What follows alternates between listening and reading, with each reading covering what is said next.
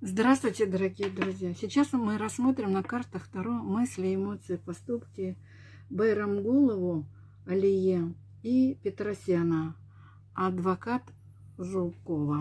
Посмотрим, о чем они думают друг друге. Так, раз, два, три, четыре. В этой колоде тройной Таро старших арканов. Здесь младшие арканы. Сейчас мы все это вместе рассмотрим. И интересно, какие карты выйдут. Так, то, что их объединяет. Петросяна. Мысли, эмоции, поступки к Байрамгуловой Алие. Алие мысли, эмоции, поступки к Петросяну. Так, и общее мнение. И что из этого у них выйдет. Так, также я доложу младшие арканы, помощь. Так, подробнее будет еще расширенный прогноз. Так, то, что их объединяет. Так, Петросяна. И мысли, и эмоции, и поступки. Алие. И мысли, и эмоции, и поступки. И что же будет, что же будет? Что же будет? Тут у меня нечаянно вышло пиковый удар. Сейчас посмотрим, что это. Так, смотрим. Раз, два, три, четыре. То, что их объединяет. Их объединяет то, что два голодранца или два бедных человека, не такие уж они и миллионеры, ну, можно так сказать, хотят заработать деньги на законе. Потому что адвокат – это человек, который зарабатывает деньги с разных сторон. Петросян зарабатывает деньги у Зубкова. Алие зарабатывает там тоже по своим нуждам и делает работу за деньги. Значит, они работают за деньги. Видите, мужчина и женщина на этой картинке. И закон. Поняли, да? Значит, двое решили заработать на законе. А закон есть закон. Закон бывает разный. Или кто грамотнее подходит к данному закону. Значит, два несчастных, еще можно так сказать, которые хотят заработать деньги. Интересная карта, кстати, вышла, как разработка идет по картам Таро и как она характеризует адвокатов. Поняли, да? Адвокаты бывают разные. Белые, черные, красные. Сейчас мы посмотрим на Петросяна. Петросян, что ты думаешь об Алие? Он считает, что он самый крутой адвокат в этом мире. Мы видим императора. И получается, младший аркан показывает, что ему идея заработать деньги. Вот правильно я, значит, сказала. Пятерка пентаклей и идея. Так, смотрим. И он думает, что он самый крутой, потому что император. Теперь его мысли к Алие. Кто ты, а кто я, да, например. Эмоции. Я сильнее тебя. Я тебя сломаю. Получается, эмоционально он стиснул зубы и сказал, сейчас тебя порву, как тузик тряпку. Подумал Петросян. Эмоция. Его эмоции уходят внутрь. Он, получается, его мысли внутри себя он поглощает. Да? Это уход, да, слово? Поглощение внутри себя злости. Или он, не показывая зло, он ее поглощает, свое зло, но при этом эмоции свои сдерживает. Ну и тут деньги, только деньги. Так, теперь смотрим на поступки.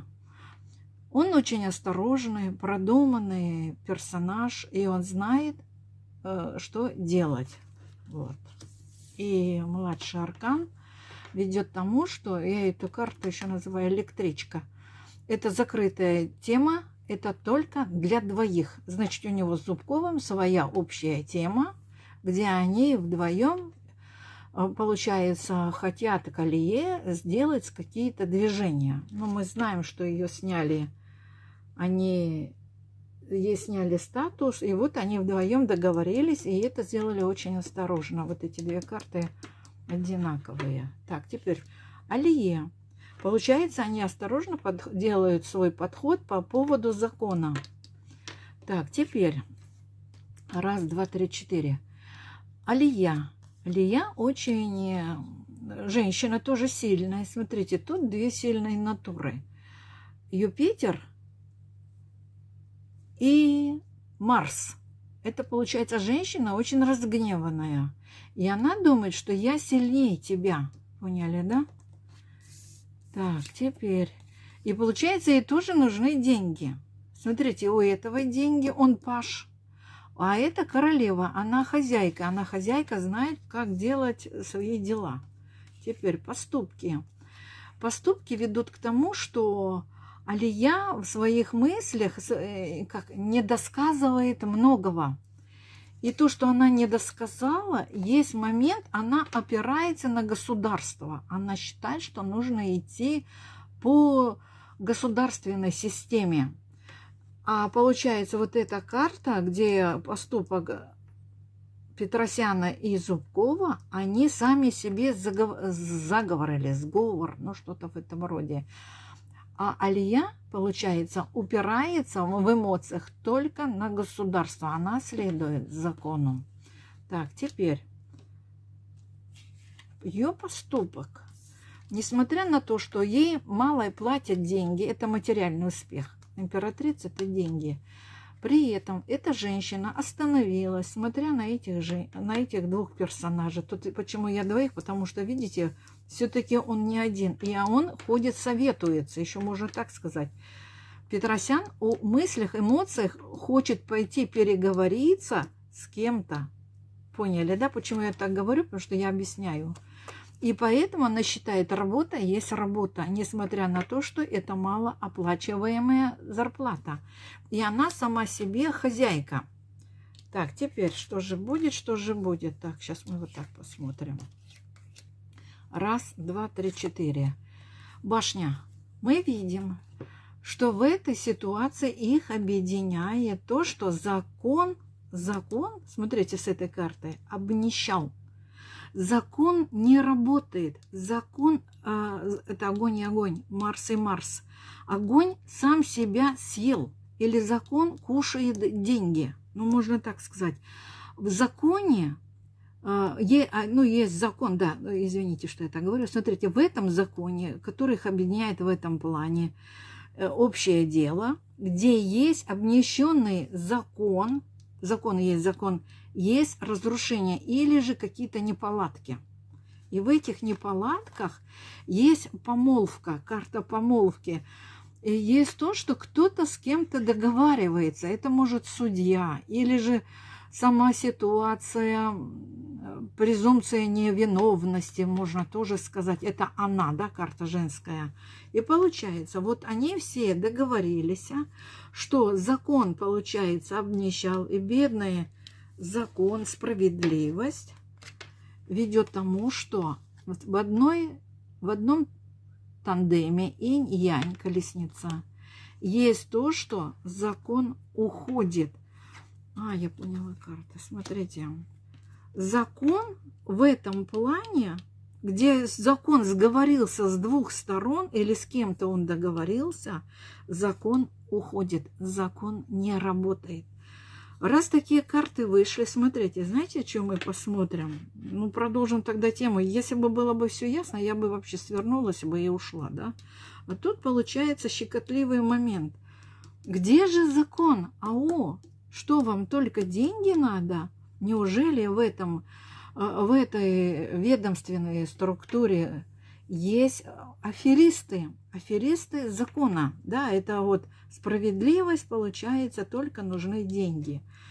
Ну, Алия, получается, опирается на закон. Этот, получается, сговаривается, где-то отходит по делам и делает свои дела. Теперь, вот тут, видите, даже карты показали, как работает и закон, как работает и Петросян, и Алия.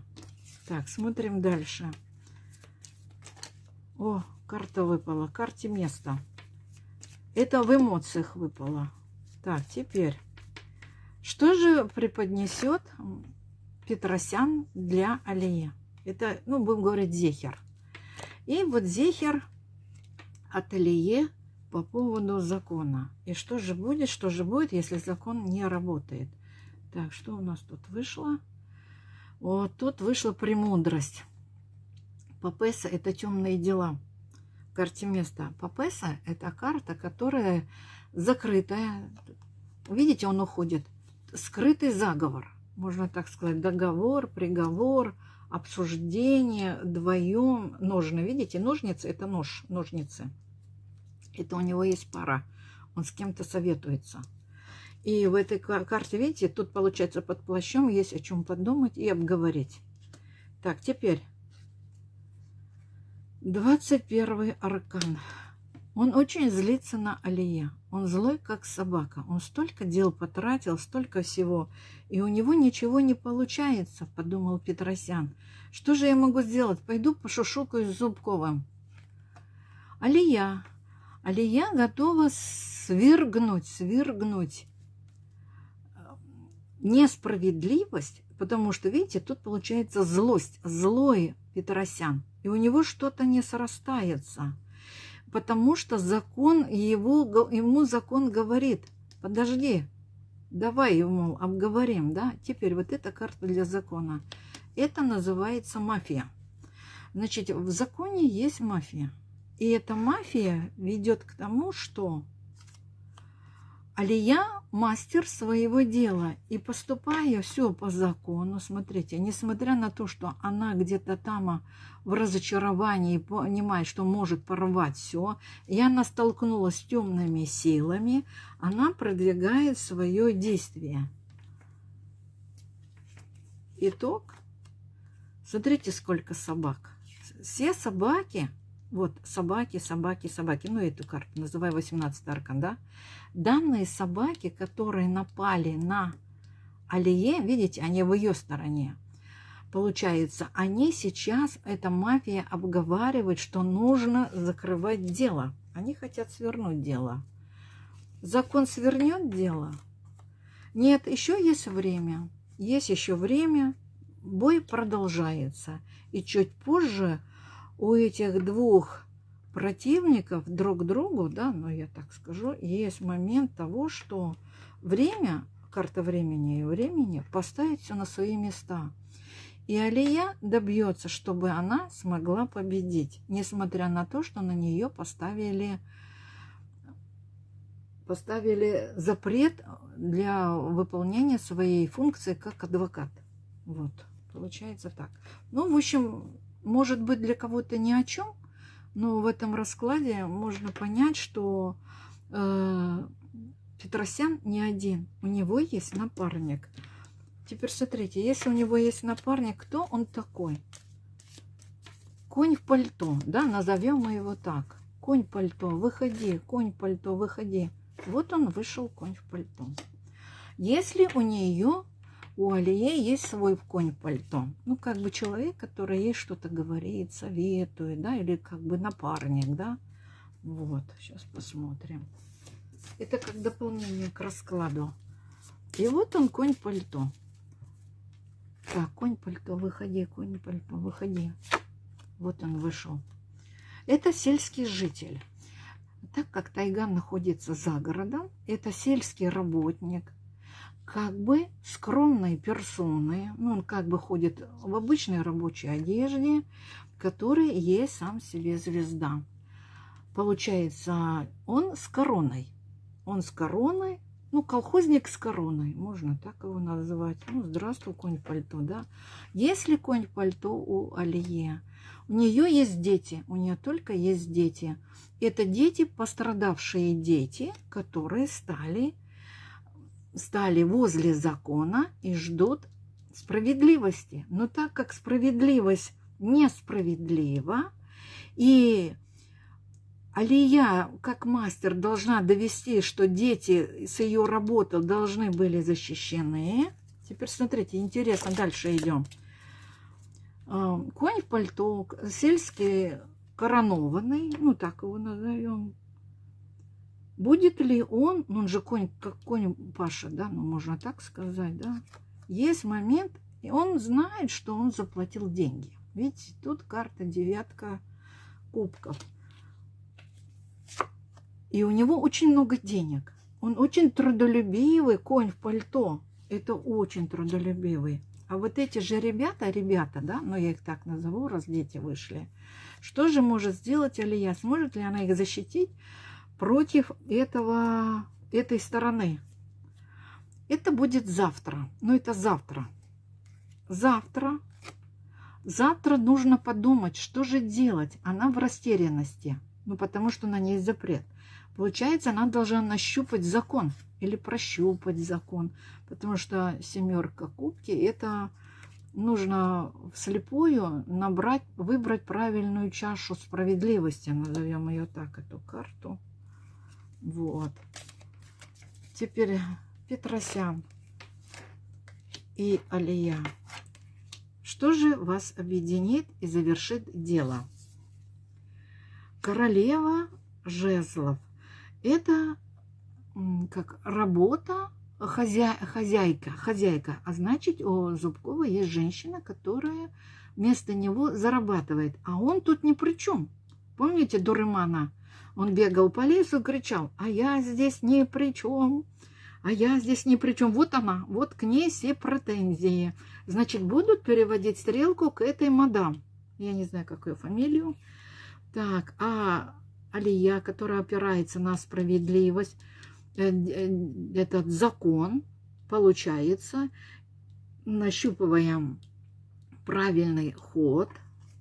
Есть момент патитутка, да? Патитутка, это значит, она должна лавировать. Что-то ей нужно придумать. Видите, в этом дыму ей нужно выбрать правильную чашу, прикинуться дурочкой с переулочка. Ну, я так ее назову. И вот она карта, которая вот тут выходила, помните, да? Тут получается неожиданный закон. Значит, она будет приспосабливаться. А тут будут все шишки валить на какую-то мадам. Как фамилию, не помню. Ладно. И что же будет, что же будет? Кузькина мать со стороны хозяйки. Я здесь не при делах. Она тоже будет бегать по лесу, соседнему лесу, и кричать, что я тут ни при чем. Алия.